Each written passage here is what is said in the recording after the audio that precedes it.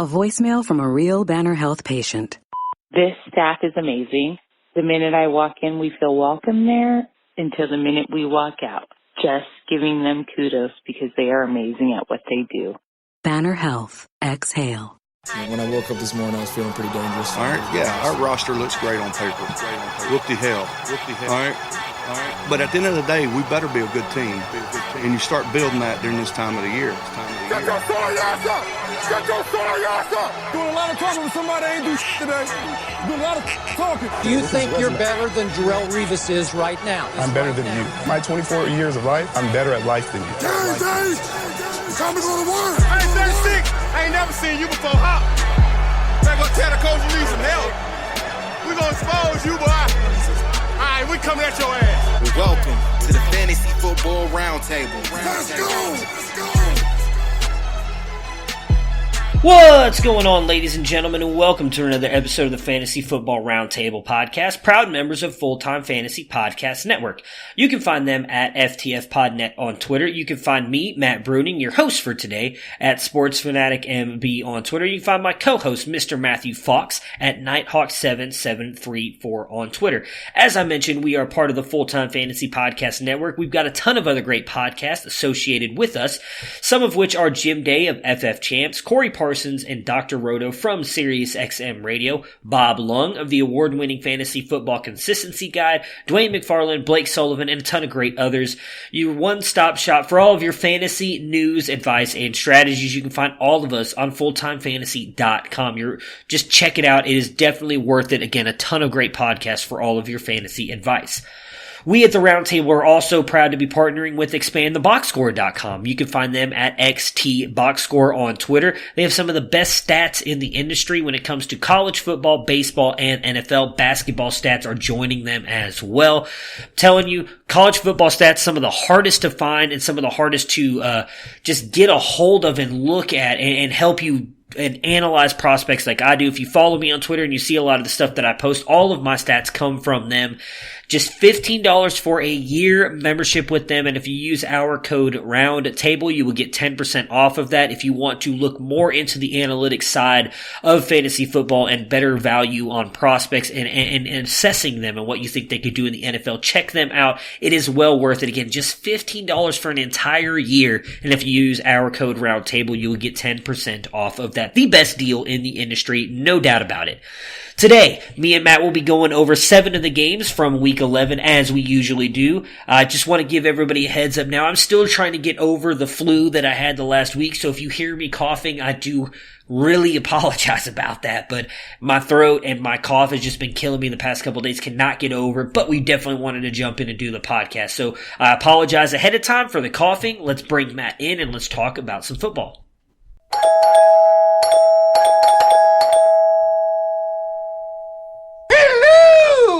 And as always on Mondays, we've got Mr. Matthew Fox with us. Matt, how was your weekend and how you doing today?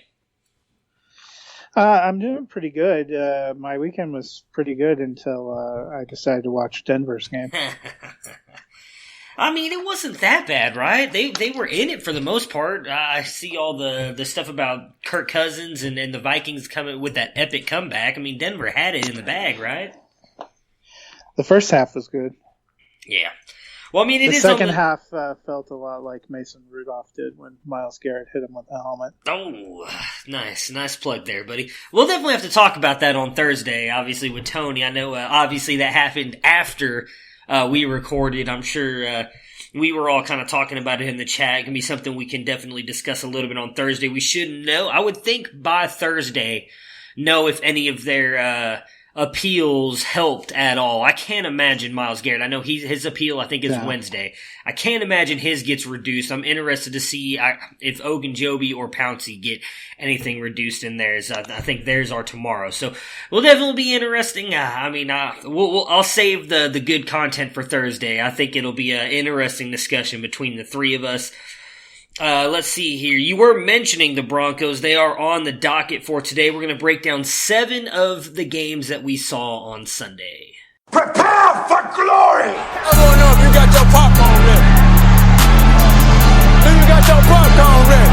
I came out the womb, I was ready. And he's hit the end zone for an unbelievable touchdown. I would be honored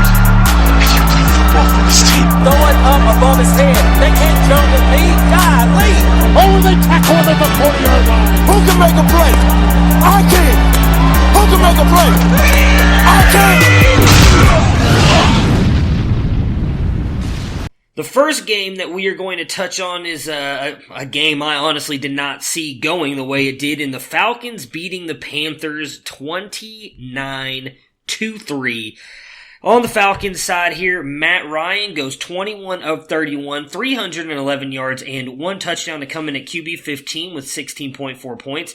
Quadri Allison, although mostly because he vultured Brian Hill, comes out as the best running back in this one. Just 11 yards on 4 carries, but does get the touchdown to come in at RB36 with 6.1 points. Calvin Ridley, hopefully you listened to the podcast on Friday. I said I thought with Hooper being out that he would have a ton of work in this one, especially if Bradbury was on Jones. Calvin Ridley gets 143 yards on all 8 of his targets. He catches all 8 of them and gets a touchdown. Comes in at wide receiver 3 with 24 points. Julio still has a good day for you as well, though. Wide receiver 18 with 11.7 points in this one, 91 yards on 6 catches. So, really, I think if you're a Falcons fan, they continue to lose by winning here, as you would probably want them to get a higher draft pick, but much like the Miami Dolphins, they are running off some wins here late in the season. Might actually be saving Dan Quinn's job with some of this. The defense has really looked a lot better here after the bye week, which is pretty amazing. But what about the backfield? We know that Devonta Freeman is likely out, they're saying, for a couple more weeks. Brian Hill did get most of the work, did obviously get vultured by Allison, had a touchdown called back due to holding. Are you interested in either one of these guys, Allison, Hill? Would you rather just fade both of them as we're getting even closer to our fantasy playoffs? Yeah, I don't think I'm really interested in any of them. What was helping Freeman was the passing work he was getting. We've noted for a couple of weeks he was not really efficient as a runner. Right. They play Tampa Bay next week. Tampa Bay has a horrific pass defense, but they're actually not too bad against the run. Then they have Thanksgiving night against the Saints, and then they're against the Panthers again, and then the 49ers. I don't think it's exactly a wonderful schedule for rushing, and Atlanta seems to have a much better pass offense than a rushing offense. I mean, Devonta Freeman only has 371 yards rushing on the season. So it's not like they were getting a lot of high volume. He was just a big part of the passing game. And from what we saw, it doesn't seem like that's going to translate for Brian Hill. So 15 carries for 30 yards is not great, but that's not that much worse than what they were getting from Freeman on the ground, because they don't have a very good offensive line and they're playing some tough defensive fronts. But if you're not really getting, he had 3 targets, only caught 1 for 8. If he's not really going to be a part of the passing game, I don't think it's going to have enough value for you. Yeah, I'm with you. And in all honesty, with that schedule coming up, I'm not even sure I'd buy. I mean, we've both kind of been talking about Devonta Freeman was a sell high for a long time. I don't even know if I'd buy into him because, again, as you mentioned, most of his fantasy relevancy has come from being in the passing game. I honestly do not like that schedule moving forward. On the Panthers side, what a horrific day for Kyle Allen. 31 of 50, 325 yards, and 4 interceptions. Christian McCaffrey, so Kyle Allen comes into QB 22 with 9 points. Christian McCaffrey still finds a way to be the best back in the NFL despite that. 70 yards on 14 carries and adds 121 yards on 11 catches to come in as running back 1 with 24.6 points. And then DJ Moore comes through for you in fantasy as well. Wide receiver 13 with 13.5 points in this one, 95 yards on 8 catches. Curtis Samuel just 25 yards on 4 catches.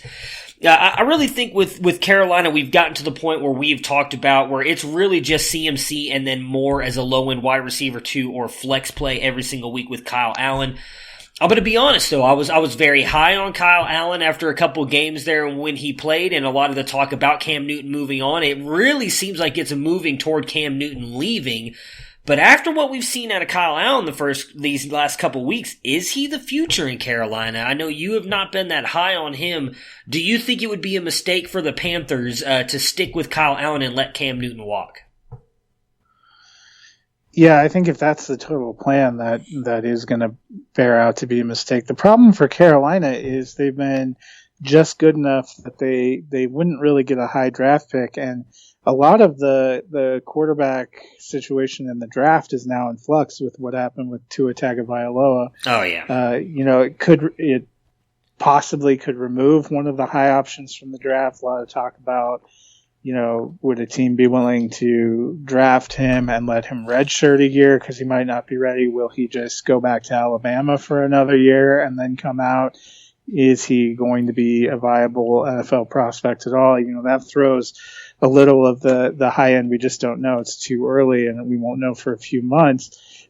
But then you have a team like Carolina who, up until the last 2 weeks, when we've really seen that Kyle Allen, I think, is a really nice quarterback to have as a backup option. I don't know if anything we saw even when he was winning games indicated that he was a good franchise quarterback option. And now it almost feels like, knowing that Cam Newton's not coming back this season, maybe not ever, you feel like Kyle Allen's now feeling that pressure of, can I show them that I can be a long-term starter? And it's just kind of wilting.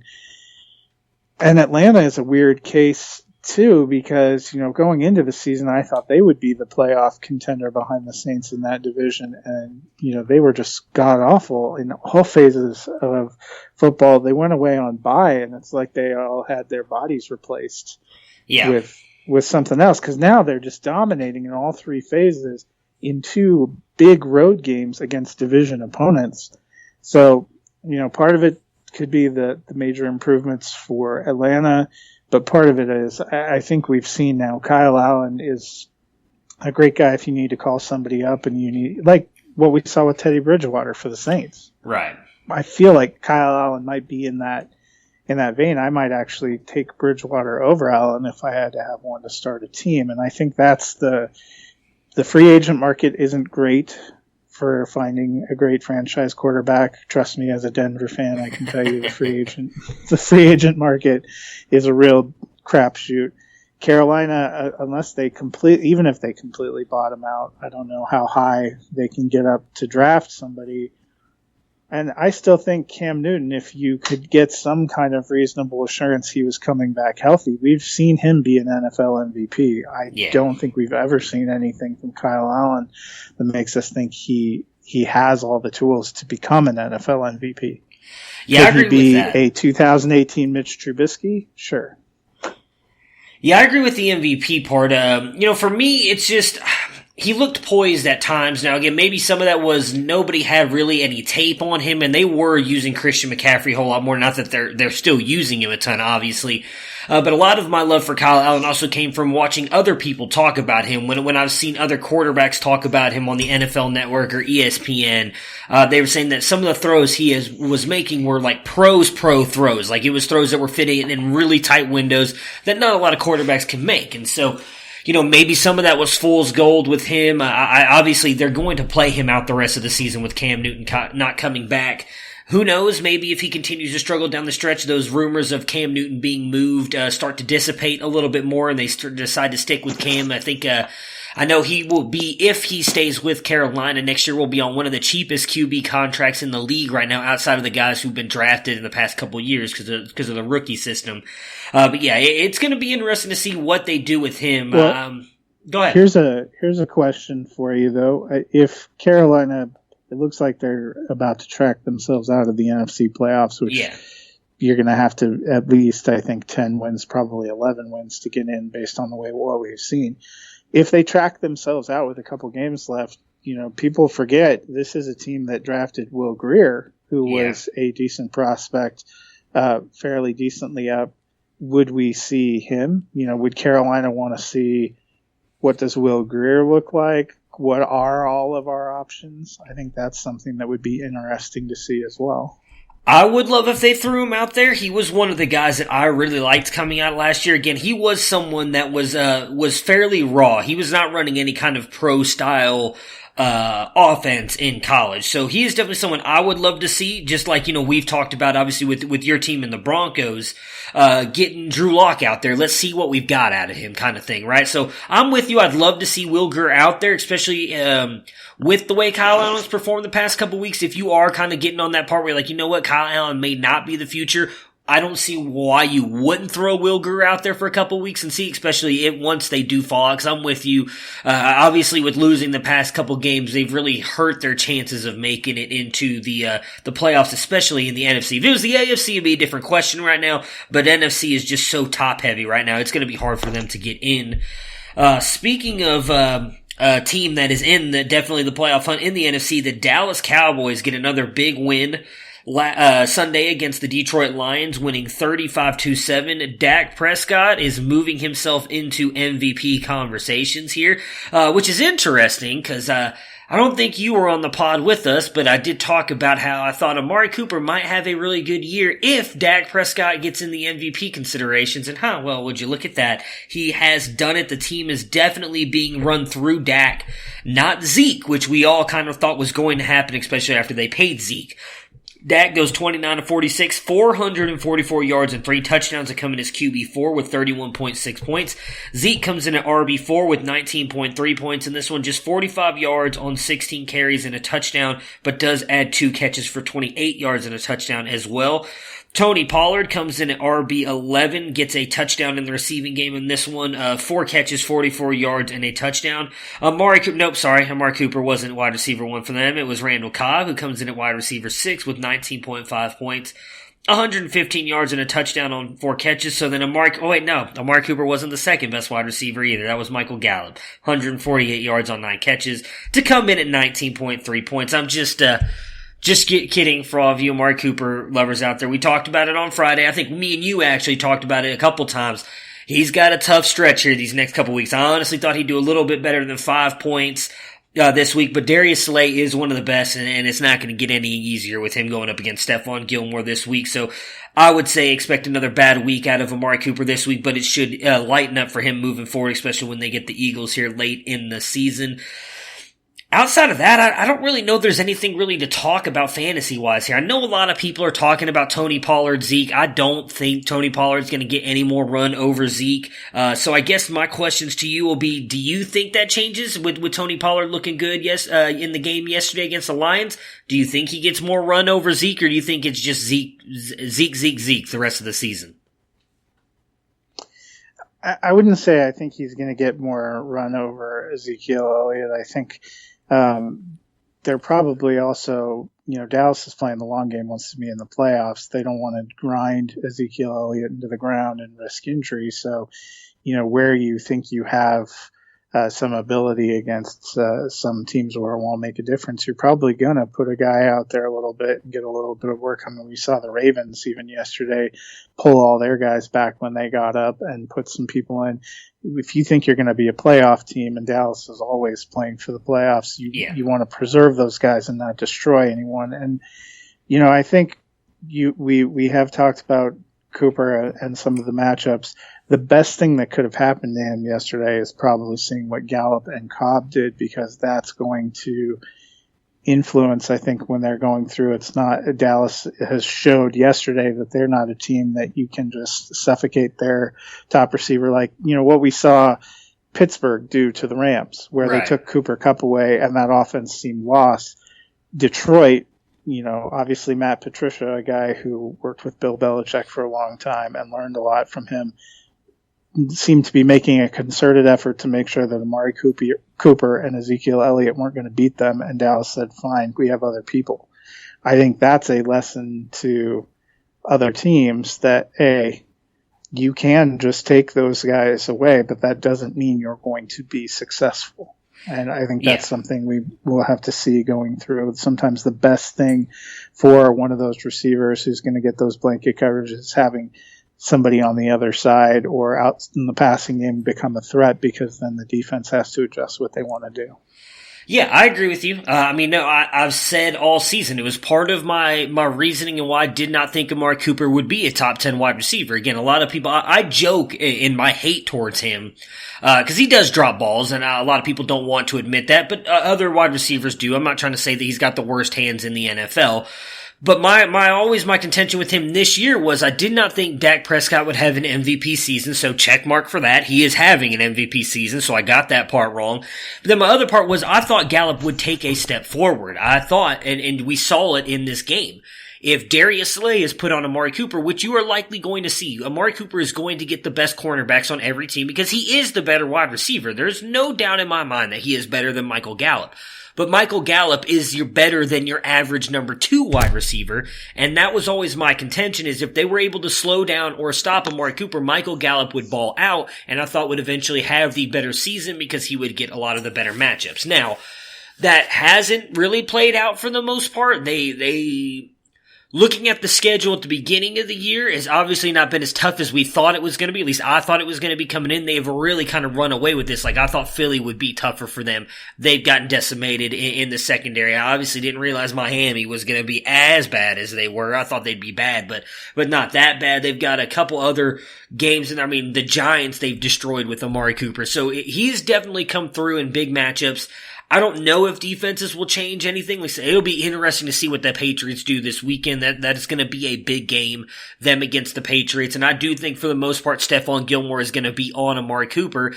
And again, I would think it's fair to say if that's the case, if he's on him 80 to 90% of the time, you're just not going to see an Amari Cooper day out of him. Now, if he catches a touchdown or something like that, obviously he's going to make your day. But I would expect, if I'm being honest, more of a day like you saw yesterday against Darius Slay. Because as good as Darius Slay is, Stephon Gilmore's better. And I do think that that's going to be their contention, as you just said, is to take out Amari and Zeke, and B, okay, we're going to let Gallup and Cobb beat us.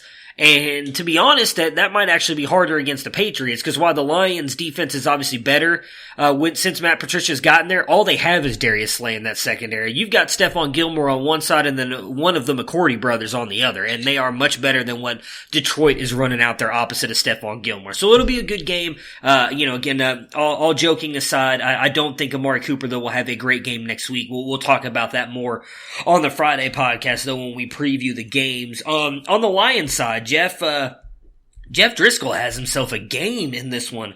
15-26, 209 yards, 2 touchdowns, and adds 51 yards on 8 carries and a touchdown as well to come in at QB5 with 27.5 points.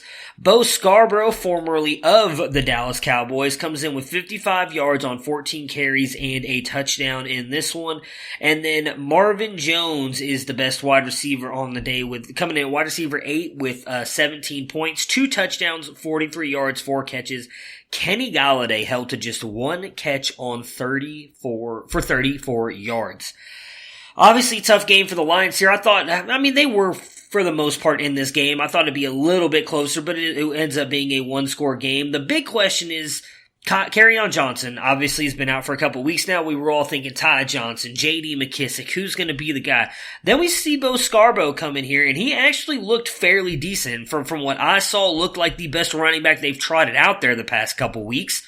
So what are your thoughts on Bo Scarborough? Is he worth a late season add, maybe to block the Kerryon Johnson owner who's rocking J.D. McKissick, Ty Johnson now, or would you even be willing to throw him in a flex spot here, again, as we're getting closer and closer to crunch time with the fantasy playoffs right around the corner? I think I'd like to see more consistency. He's definitely worth an ad.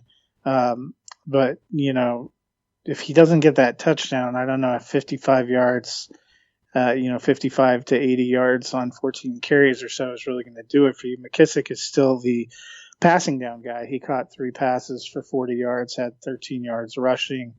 So he ends up giving you about 8 points versus 11 for Scarborough, with the difference being a touchdown. Yeah. I don't know how much you're counting on that. So I don't know if I feel like I would start him, because we're pretty well past buys. I think week 12 is the last week for buys, and there are a few teams on buy, but I think most people have survived that. Most people have made their injury plans. So anyone that you think is going to get a lion's share of the work as a running back on a team it should be owned. Whether you're starting him or not, probably depends on your situation.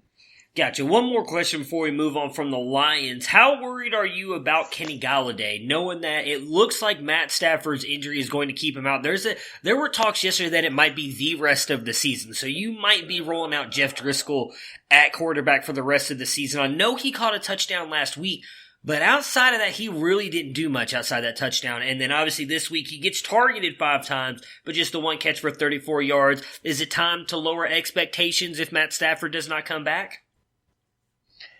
Well, I think you have to lower the expectations probably for everyone if Stafford's not coming back, just because I don't think they're going to be as high volume an offense. I wouldn't say that he's disproportionately lower than his cohorts. I mean, Amendola, Jones, and Golladay all had the same number of targets. Kenny just wasn't able to get as many and do much with them, but I don't know, how that ends up shaking out as we go forward. So, I think you're lowering expectations, but I'm not dropping him out of my lineup. I like his talent too much for that. I don't disagree with that. Always start your studs. Speaking of QBs who have returned from injury, Nick Foles returned for the Jaguars in their game against the Colts yesterday. The Jaguars losing this one 13-33. Nick Foles goes 33 of 47 for 296 yards, 2 touchdowns, and 1 interception to come in as QB12 with 18.8 points in this one. Leonard Fournette does struggle, as we kind of expected, against a really good run defense in the Colts, coming in at RB24 with 9.2 points, 23 yards on 8 carries, does add 34 yards on 7 receptions. DJ Chark still remains the wide receiver 1 for them, though. 104 yards, 2 touchdowns on 8 catches to come in at wide receiver 2 with 26.4 points.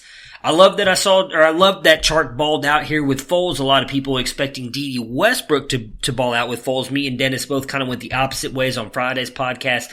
Me sticking with Chark because I just think he's the more talented wide receiver. And everybody, and not just Dennis, but everybody this preseason was talking about the connection that Foles and Dede had, and them thinking that with Foles coming back, Dede would take a step up. What are your thoughts on Dede? Are you trusting him over Chark, or how are you valuing these wide receivers with Foles coming back? No, I mean, I think you still have to stick with Chark. The biggest question with Foles returning was would they have chemistry? Would he look for him? And I think 15 targets versus 6 for Westbrook indicates he's looking for Chark. Yeah, I agree with that. I'm glad that you said that because I'm a big Chark guy. I love him. I love the way he's balled out this year. It's amazing. A guy who, again, I would imagine most people were getting him late, like 13th through the 16th round. I know I got him in the 16th round in a couple of drafts, and he's sitting as a top 5 wide receiver right now, which is just ridiculous. On the Colts side here, Jacoby Brissett comes in at QB 16 with 16.1 points in this one. 15-24, 148 yards, 1 touchdown, 1 interception. Does get a touchdown on the ground with 12 yards. Marlon Mack was balling out in this one. Running back 6 with 16.9 points, 109 yards and a touchdown on 14 carries, but then ended up fracturing his hand. We don't know how long he will be out. I would imagine at least 3 to 4 weeks. We know for sure he's not going to play this week as they do play the Thursday night game against the Houston Texans. Jonathan Williams came in and played very well in his stead, formerly of the New Orleans Saints and, Buffalo Bills. 116 yards on 13 carries, did add a 31-yard catch as well. Nyheim Hines saw some time back there as well. 11 yards on 3 catches for a touchdown, and 24 yards on 3 catches to come in RB20 with 11 points. And then, Marcus Johnson at wide receiver with everybody else beat up is the wide receiver that stands out. 38 yards, 4 catches, and a touchdown. We don't know for sure how much longer Hilton will be out. The talks was that it was going to be anywhere from 2 to 4 weeks, so we could be sitting here for 2 more weeks with him out. He could be back this Thursday. We don't really know yet. Obviously, as again I mentioned, Marlon Mack, fractured hand. He's likely going to be out for 3 to 4 weeks, possibly longer. With that being said, we know the Colts offense can be very explosive. Johnson, Williams, Hines, who are you leaning on here with this Colts offense kind of changing names and faces with these injuries? Yeah, I mean, that's a really good question. You would think, based on what we saw from the Texans' defense yesterday, that there's an opportunity there. Yeah. But, without, no one's really standing out week to week. Probably the only safe play is Brissett. Yeah. in a super flex league, I wouldn't even say I would feel confident in him locked in as top 12, but probably Brissett, it just feels like they have a lot of guys and they're going to find a way to make it happen, which they've been doing. But I don't know if you're going to have a consistent option. So the Colts are maybe one of those teams that are better in real life than they are for you in fantasy. Yeah, for me, I've always been a big Jordan Wilkins guy, and obviously he was out of the game yesterday with an ankle injury. If he is not allowed to play, if he's playing Thursday, I would probably add him. I would add Jonathan Williams as well. I mean, he did look good against the Jaguars yesterday. Jaguars not great against the run, and they do have a great matchup this week against the Texans. We just saw Baltimore run all over them. They've been known to get run on this season. It would be hard for me to trust either one of them, though. I think right now at this point it would have to be something where you have, I think the Vikings are on a bye this week, so maybe you have Dalvin Cook and you don't have anybody else that you can really throw in, and maybe you want to throw a Hail Mary player out there. I would throw either one of them. If they're available, I would go Jonathan Williams, then Wilkins, probably Hines above both, because I think he gets the most run. Being there last year was really good for them last year when Marlon Mack got hurt. But I'm with you. I don't. Wilkins was out of practice on Monday. I'm looking at their report. Okay. So I think that probably, it says they have not ruled out T.Y. Hilton, which is interesting. Eric Ebron was also out of practice on Monday, as was Mo Alley-Cox. Wow. So Jack Doyle might be a good play if everybody else ends up out, but he was not really there for anything yesterday. So this one might be one that you could do some speculative ads. Jonathan Williams might be more appealing if you knew he was the only person that was going to be there. Well, that's why I say I would add him, especially if Wilkins was already out today. If you could add him and knowing it's going to be just him and Hines, because one thing I'll say about Hines, because I loved him coming out of NC State last year, Hines is a great receiving back, but he's not that great of a runner. So I would imagine if Wilkins is out, they're going to lean on Williams in the running game, and they do run. They're the third heaviest run team in the NFL right now, so they're going to continue to do that. That is part of their game plan. They're not just going to move away from that because Mack is injured. So if you know Wilkins is going to be out, there's no way to know, I guess, because likely the waivers are going to run your Wednesday morning before we know for a fact.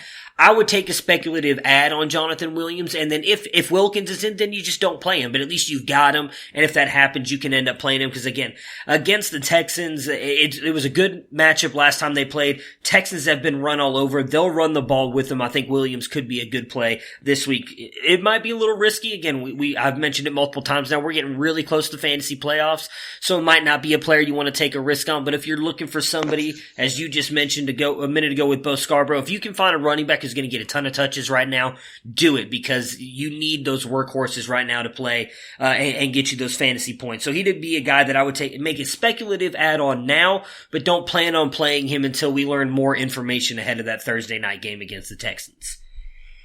Next up, we're going to talk about the Buffalo Bills and the Miami Dolphins. The Bills winning this one 37-20. Josh Allen has himself a huge day here. 21-33, 256 yards, 3 touchdowns in the air, adds 56 yards on 7 carries and a touchdown on the ground to come in at QB1 with 33.8 points. Devin Singletary struggles for the second week in a row here. 15 carries, 75 yards, just 1 catch for 4 yards to come in at RB35 with 6.4 points. John Brown comes in at wide receiver 1 on the day, 30.2 points, 137 yards on 9 catches and 2 touchdowns. Cole Beasley just does 38 yards on 4 catches. Dawson Knox catches a touchdown on this one. Just 2 catches, though, for 32 yards. And the touchdown to come in at tight end 9 with 10.2 points.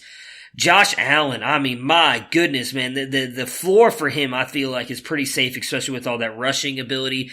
But are we worried about Devin Singletary? This is the second week in a row he has had a plus-plus matchup against a team that just cannot stop the run. Had the Browns last week, the Dolphins this week, both weeks under double-digit points, but is still getting the workload. He is getting the carries. Frank Gore is involved, but not as much as Singletary. Are we worried about Singletary moving into the fantasy playoffs? I just think the ceiling for Singletary is somewhat limited because the Bills are a team where Josh Allen is always a threat to run for a touchdown or to get the goal line carry, which he did.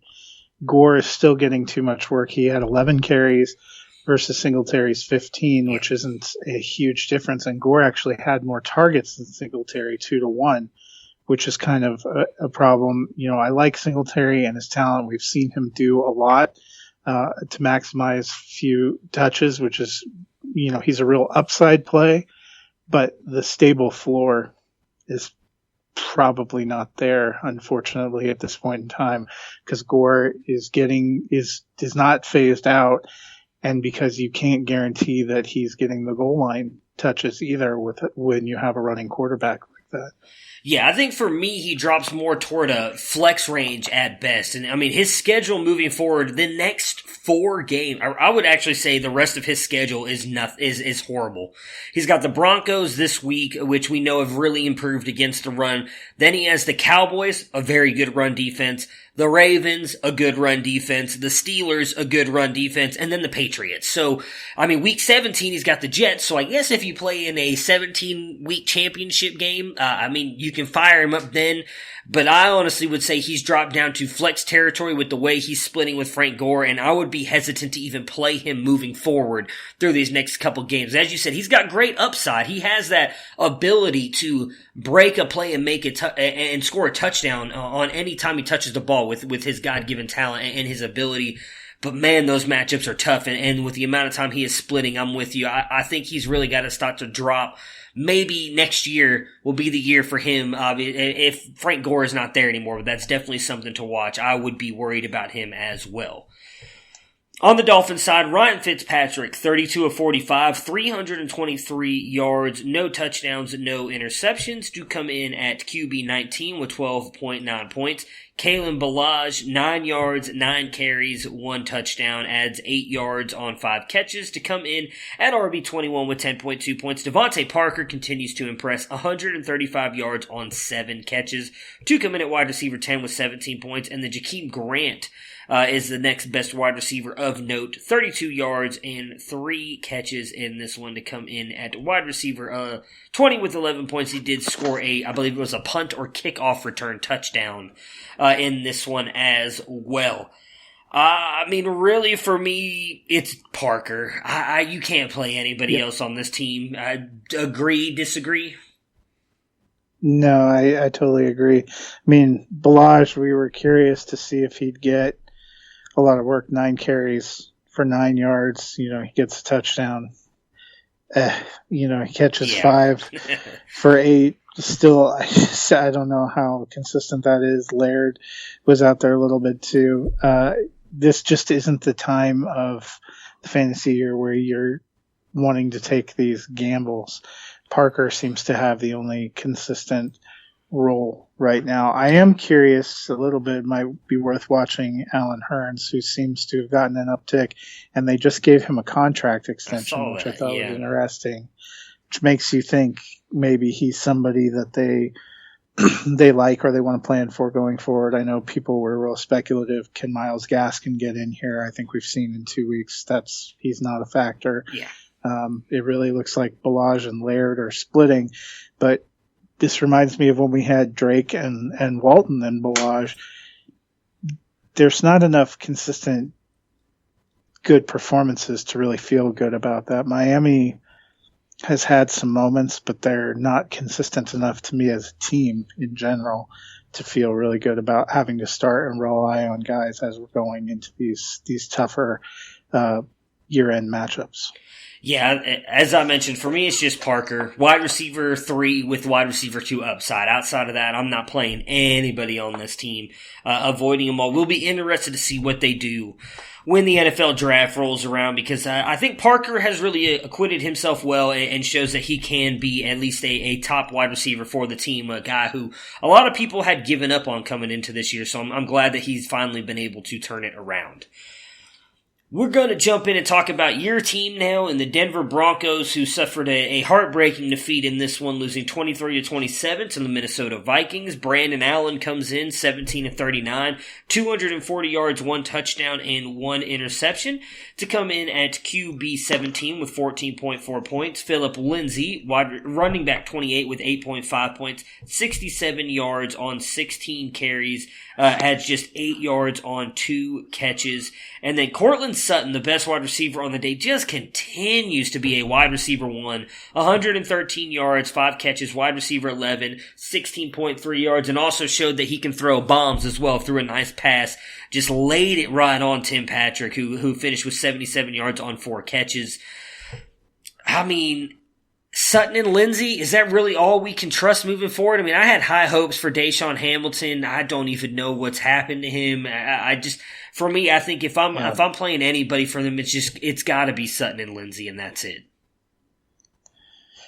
Yeah, based on what I was watching of player rotations, it appeared to me that Hamilton might not even be wide receiver 3 anymore with Tim Patrick coming back. It looked like they put in Deontay Spencer and Fred Brown ahead of Deshaun Hamilton, which has been very curious. You know, Hamilton to me looked like he was looking like the better receiver toward the end of last year, but just really has shown nothing. Yeah. I would say sneaky appeal for Noah Fant. Okay. Ever since Sanders was gone, the targets have upticked. He got 11 targets yesterday. He's still raw, and he still, I think, needs to grow a little bit. But 4 catches for 60 yards at a position where, you know, you have some devastating floors is not too bad. And he has consistently been first or second in targets since Emmanuel Sanders got traded. So he appears to be kind of the most reliable number 2 in the passing game. You know, what that passing game looks like going forward, that's a little tougher to say. Brandon Allen had some interesting moments. That interception he made was killer at the end of the half, where Denver could have, you know, gone up even further, kind of threw one away in the red zone. Was looking for Fant there, was looking for him a lot at the end of the game too. You know, not a great completion percentage. They have a tough road ahead. They're at Buffalo this next week. Obviously not a great matchup for pass catchers. Yeah. And then, you know, Chiefs, they still have Chiefs, Chargers, Texans, and Raiders. So, I mean, it's going to be some interesting. At some point in time, you figure Locke is going to get activated to the active roster, and based on what we've seen, probably they're going to play him at some point. Who even knows what the passing game is going to look like then? So I like the team. I like some of the young talent. I thought they did some really good things at times. It was a kind of a crushing second half, but I think it's hard to be too disappointed in that, considering that realistically, with how this season has gone, the bigger shock should have been them up 20-0 at halftime. Yeah. Yeah, I like the Fant call. I was very persistent in my love for him during the draft season. I had him as my tight end 1 the entire time. I know everybody was big on Hawkinson because he was the more complete and ready pro tight end to come in and play, but I think Fant and his athleticism is just better than Hawkinson. I said from the beginning I think Fant would have eventually the better career when it came to the offensive side of the NFL, because he is just he is raw, as you mentioned, but he is extremely talented and really gifted, and I hope that he continues to grow. I'm with you. I would love to see what happens with Locke if he's eventually thrown out there, because I do think he has a lot of talent as well, and I'm interested to see what Sutton does against White this week, because so far he has barely been stopped, and White, I think, would probably be one of the best players that he has played this year. I'm going to pull up their schedule really quick. And so Raiders, Bears. Bears have got a pretty good secondary, as do the Packers, Jags. I don't think Ramsey was playing in that one. That might have been when he was already out. So definitely one of the better matchups he's going to have so far this year. I'm interested to see what he can do against him. On the Vikings side, Kirk Cousins, 29-35, 319 yards and 3 touchdowns to come in at QB8 with 24.9 points. Been balling out ever since I traded him, so thanks a lot for that, Kirk. Dalvin Cook is humanized a little bit in this one. Outside of his touchdown, does not have a great day. RB13 with 14.2 points, 26 yards on 11 carries, and a touchdown. Does add 31 yards on 5 catches. Stephon Diggs did everything I said he wasn't this week and is working toward trying to get me pied in the face. 121 yards on 5 catches and a touchdown to come in at wide receiver 5 with 20.6 points. Kyle Rudolph continues his hot streak of late. Tight end 4 with 15.2 points, 67 yards, 5 catches and a touchdown. And Irv Smith catches a touchdown as well for 3 catches and 20 yards. I mean, I really thought Diggs was going to struggle in this one, getting the Chris Harris matchup. Harris has done a great job of shutting down wide receivers all season long. I don't believe he caught the touchdown on Harris, but regardless, huge game for Diggs is really possibly going to make me end up losing this pie bet, which I'm not looking forward to. Kyle Rudolph, though, we talked about him a little bit a couple weeks ago, the kind of correlation between him and Adam Thielen. His targets and everything have uptick with Adam Thielen out. Again, they do go on a bye this week. If Thielen doesn't come out and play outside the bye, adding Rudolph in a weak tight end landscape until Thielen comes back, do you think he has any value once Thielen does come back? That's a good question. They've, the big knock seemed to be both last year and then for the first part of this year, Cousins didn't really seem to have any focus on tight ends, wasn't really throwing to tight ends. With Thielen out, they've not only gone to tight ends, but we've seen Rudolph and Irv Smith getting involved. As long as I think Thielen's out, both those guys have some appeal. The question is, when Thielen comes back, do they continue to use tight ends? And if so, are they continuing to split more limited targets among the 2 tight ends? Because it really seemed like in the first part of the game, when he was targeting tight ends, he was going at Smith, and that was later in the game that he went to Rudolph. And the difference in targets between them wasn't that great. Smith got 3, Rudolph got 5. BC Johnson actually got 9 targets, so they were trying to get him involved. Dalvin Cook, we've seen early part of the season he was a much bigger part of the passing game than he seems to have been of late. Is that impacting the tight end? I think Minnesota has a lot of weapons, and the question is, what are they going to choose to use? Yeah.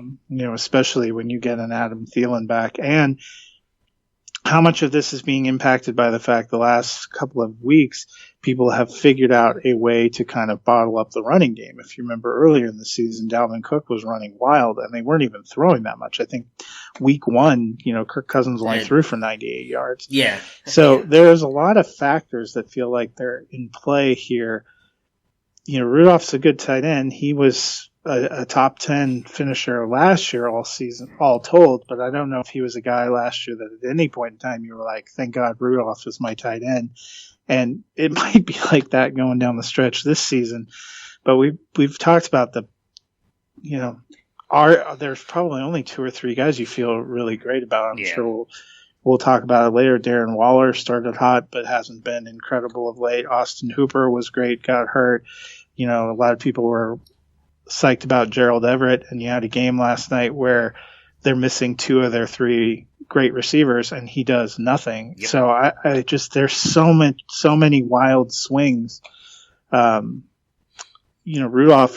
is not an unreasonable possibility, but you're just not seeing that he has a consistent enough target share. And with all the other options there, I don't know if you would feel good that he's somebody that they're going to feel like they have to get involved. Yeah, speaking of another tight end who a lot of people had, they had high hopes of this guy coming in and has had a couple good games, but just doesn't seem like he's that involved in the offense. That's Jared Cook and the New Orleans Saints. The Saints come away with a victory against the Bucs in this one. 34-17. Drew Brees, 28 of 35, 228 yards and 3 touchdowns to come in at QB 10 with 21.1 points. Alvin Kamara has a big bounce back day here. RB9, 16.2 points, 75 yards on 13 carries. Still has not broken 100 yards rushing yet this season. Does add 47 yards on 10 catches, again to come in at RB9 with 16.2 points. Michael Thomas continues to be, in my opinion, the best wide receiver in the league right now. Wide receiver 4, 21.4 points, 114 yards and a touchdown on 8 catches. And then Jared Cook, as I mentioned, does catch a touchdown in this one, but just gets 2 targets, does catch both of them, 33 yards and a touchdown. Tight end 8 with 10.3 points. We've already kind of talked about Cook multiple times on you can't really trust him. I really feel like he falls in that category, what you were just talking about with Kyle Rudolph. So I don't really want to go into him. There's really not much to break down on the Saints side here. You know you're starting Thomas. You know you're starting Kamara every single week. What I am interested to get out of you is much like earlier when we talked about, I don't even remember what team. We didn't really talk about anything fantasy relevant. It was the Cowboys. With what Michael Thomas has been doing, NFL wise, do you think he has, or what would you give his percentage shot at breaking Marvin Harrison's single season reception record? Do you remember what the record is? I don't. I want to say it's 144 catches. I will look that up if you will allow me to stall for a minute, and you can talk about how great Michael Thomas is. I mean, really, Thomas and Kamara really seem to be the focus, especially when Breeze is in. I mean, you saw yesterday 11 for Thomas, 10 for Kamara. Next closest guy is Ted Ginn with 4.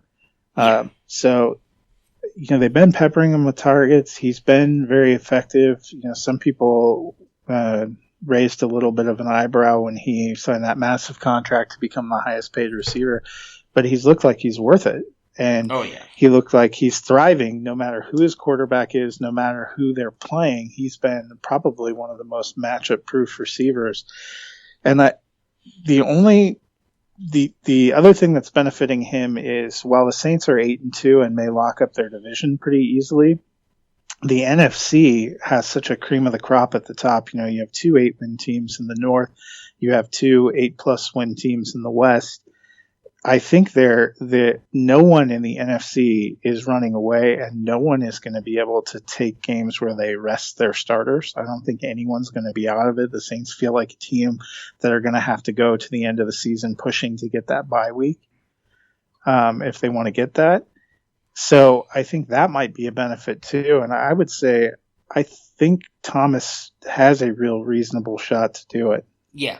All right, so the record was 143. I was off by 1. He is on pace right now for 150 receptions. So through 11 weeks now, he's obviously already had his bye week. In bye week 9, he has 94 catches. Out of the 11 weeks, 5 of them he has gone single-digit catches. And on those single-digit catches, only one of them was like he had 10, 10, 5, and then 9, 11, 8, 9, 11, 13, 8. So even in the single-digit reception ones, he was like right at 9 and 8 outside of the one game where he played at Seattle. He caught 5. He still caught 5 balls against Seattle. So 94 catches right now, still 6 weeks left to go. Is on pace for whatever that stands, not what it stands for, but for whatever that means to you. He is on pace for 150, but the record is 143. So what would you give his chances? Higher than 50%, 60%? What do you think if he his chances on breaking it? Right now, I'd say probably 65%. Again, what I think's really working in their favor is he's getting consistent work, and they're not likely to have a week where they rest their starters. Yeah. And even if Breeze, something was to happen to Breeze, we saw that happen middle of the season. Something happened to Breeze. Bridgewater went in. Yeah. Michael Thomas relatively unaffected. Yeah, it's interesting too, because I don't know how many people remember this, but he was like on pace to break it last year too. I think it was like through week 7 or 8, and then he just fell off a cliff toward the back half of last year. And so the fact that he's doing it again this year, I hope he gets it. I mean, not just because he's a former Ohio State Buckeye, but he just seems to be a phenomenal kid. Really good wide receiver. I'd love to see him break the record and see that happen on TV. My goodness, my throat is killing me. On the Buccaneers side here, Jameis Winston, QB 13 with 18.8 points in this one. Goes 30 of 51, 313 yards, 2 touchdowns, 4 interceptions, does that 23 yards on the ground. Ronald Jones does absolutely nothing in this one. RB 57, 2.4 points, 13 yards on 4 carries, and does get you 1 yard on 2 catches. Just, there was no running game whatsoever here against the Saints. They do have one of the better rushing defenses in the league. Mike Evans, who I picked to be my pie bet winner this week, just 69 yards on 4 catches to come in at wide receiver 30 with 8.9 points. Chris Godwin gets in the end zone, comes in at wide receiver 16 with 12.2 points in this one, 47 yards on 3 catches and a touchdown. And Cameron Brate continues to be the tight end of notice here in Tampa Bay. Tight end 6, 12.3 points, 73 yards on 10 catches. Evans, I don't really want to get into him because I really feel like he's going to cost me getting pied in the face this week, as I brought up multiple times. It's really going to bother me. Chris Godwin, though, does find the end zone, kind of boost his stats up. Excuse me.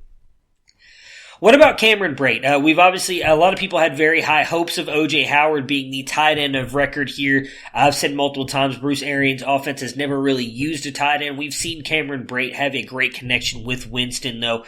Does he fall in that category of like the Rudolph and Jared Cook for you? Would you be willing to take a shot on him or no? I think so, based on what we're seeing. I don't know if it was just because this game was rough and Winston was struggling so much, but Cameron Brate, 14 targets. I know we've talked about the big impediment to tight end in the Arians offenses. They don't look for him. Maybe they just don't want to look for O.J. Howard, although Howard, had his one target that he managed to spectacularly turn over into points for the other team, which isn't helping his cause. But 14 targets, he had, many more than the next closest, which was Evans with 8.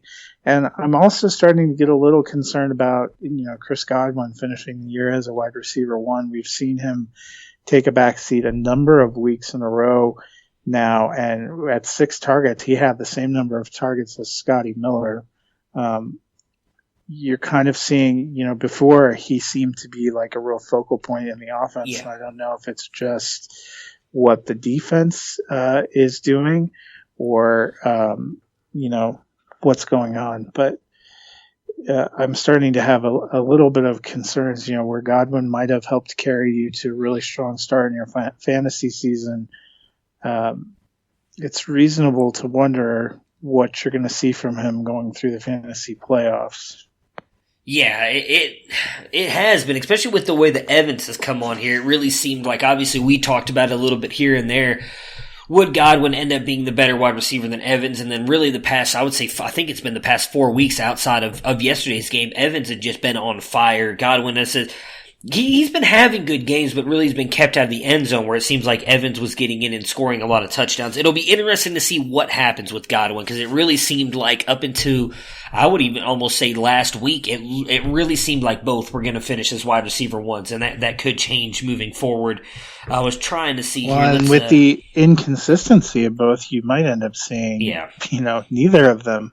They might end up like in the 11 to 13 range, just tantalizingly close because Evans, we've already seen the radical swings, but Godwin had seemed like a more steady case, and they have an interesting schedule to finish out. That's what I was just about to bring up. This next week. They get the Falcons twice, which you might have looked at and said, hey, that's great. Yeah. But what Falcons are you going to get? Because this new Falcons have been destroying people, and if Jameis Winston gets as sloppy as Kyle Allen, it could crush everyone. They're a tough team. I know you were excited about Ronald Jones. It's been weird to see his usage too. He had twice as many targets and more carries, but they only 8 carries. Yeah, altogether. Total. Yeah. I know they got down early, and so if that happens again, I think we've seen running, just becomes a total afterthought, and Jones isn't consistent enough in the passing game to overcome that either, especially with Dare Ogunwale, usually being more of a passing down weapon. Yeah. All right, the last game for us today will be the New York Jets and the Washington Redskins. The Jets win this one 34-17. Sam Darnold, 19 of 30, 293 yards, 4 touchdowns, and 1 interception to come in at QB7 with 26.4 points. Le'Veon Bell has a good game in this one, 59 yards and a touchdown on 18 carries, adds 33 yards on 2 catches to come in at RB8 with 16.2 points. Jamison Crowder continues to be the best wide receiver when Sam Darnold is on the field. Comes in at wide receiver 12 with 16.1 points, 76 yards, a touchdown on 5 catches. And then Ryan Griffin, I think, continues to be a tight end 1 when Sam Darnold is out there as well. Does finish the week as tight end 1 with 19.4 points, 109 yards on 1 touchdown and 5 catches. For me, Bell.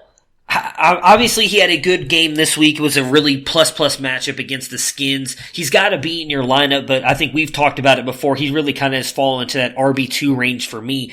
But what about Crowder and Griffin? Yeah, low end RB2 for Bell. I agree with you on that. 100% on that with Bell. For me, though, I think Crowder and Griffin, when Darnold is on the field, have clearly moved themselves into needing to be in your lineup every single week. Griffin as a tight end and Crowder as a flex play. Do you agree with that? Yeah, I'd almost say Crowder is feeling like a low-end wide receiver, too. He's getting a lot of targets. He's making the most of it. I've liked what I've seen. And Griffin, especially now that we don't have Herndon even hanging around the situation, seems to have gone back to being a guy they like and that they're making the most of. On Washington's side here, Haskins continues to be the starter for them, has probably his best game that we've seen so far, though that's probably not saying much with how bad the Jets' defense has been this year. 19 of 35, 214 yards, 2 touchdowns, and 1 interception. Does add 5 yards on the ground to come in at QB 14 with 18.1 points. Derrius Guice returns to the lineup and does get most of his points off the touchdown there, but I thought looked really good being out there. Takes the 1 catch for 45 yards and a touchdown. Does add 24 yards on 7 carries to come in at RB14 with 13.4 points. And Terry McLaurin, 69 yards on 3 catches, and this one to come in at wide receiver 33 with 8.4 points. Guice looked good. I would be a little bit hesitant. I want him to be an RB2 or flex territory, and that's the question I want to ask you, but I'm also worried about as much as they used Adrian Peterson. So what are your thoughts on Guice, and we'll touch on McLaurin before we close out the podcast? Yeah, I wouldn't even say Guice looked good. I would say he got a lucky play at a point in time when the Jets had given up. They were up 34-3, and they essentially were just happy and had won the game. So you saw a couple of garbage time touchdowns that really make Dwayne Haskins' day look more respectable than it was, and 1 pass for 45-yard touchdown, at the end spruces up what was otherwise a less than pedestrian day. He had fewer carries, only 24 yards rushing, hadn't really shown any pop or anything. Washington's not a good team. They don't have a good line. And this was probably one of the better matchups they're going to get to end the season. So Guice is not a guy based on anything I've seen yesterday that I'm feeling comfortable playing. There were 3 running backs that got used. He doesn't have a consistent share. He got out targeted by Adrian Peterson in the passing game, which feels absurd. Plus Smallwood was out there.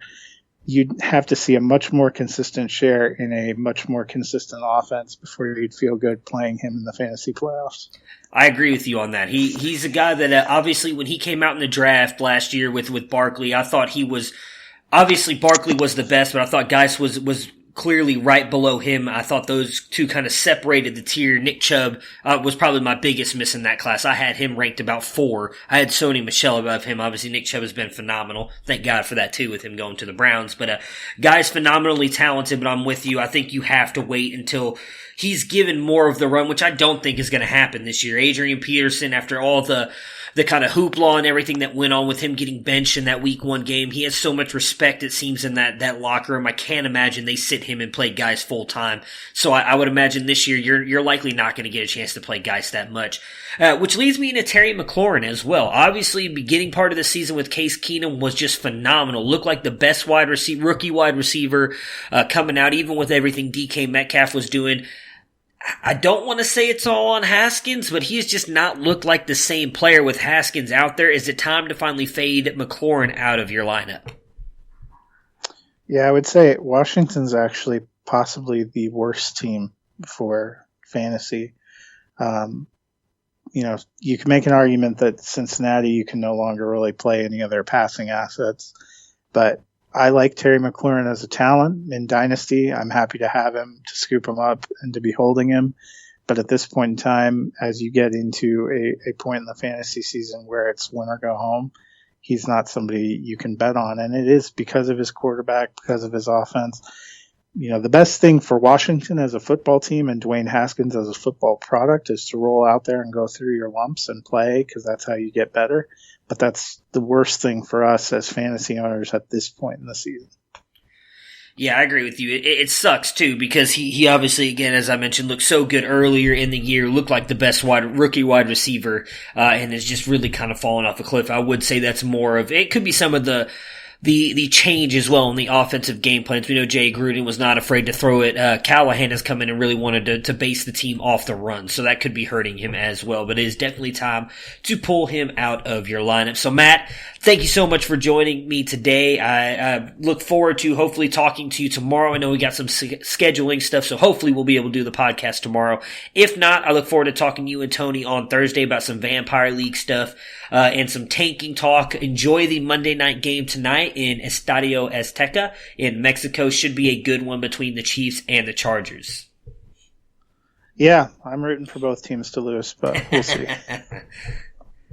Prepare for glory! I don't know if you got your popcorn ready. Do you got your popcorn ready? I came out the womb, I was ready. And he's hit the end zone for an unbelievable touchdown. I would be honored if you played football for this team. Throw it up above his head. They can't jump with me. Golly. Oh, they tackle him at the 40-yard line. Who can make a play? I can. Who can make a play? I can.